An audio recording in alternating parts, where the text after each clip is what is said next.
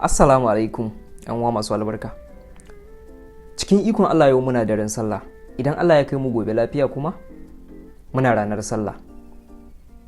Akwai tambayar da nake so na muku, amma kafin nan ina roƙon Allah Ubangiji ya nuna mana cewa an yi sallah lafiya kuma an kammala lafiya.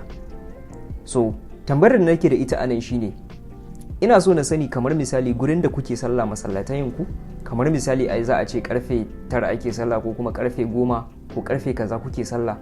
Ina so na ji a masallacin da kuke sallah last time da aka yi sallah karama ko kuma wannan da za a yi babba, karfe nawa ne lokacin sallah.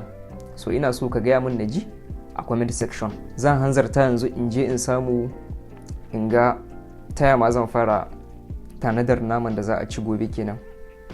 To kuma kar a ci da yawa fa. To in dai mutum ya je ya ci nama sosai zai yi bayani.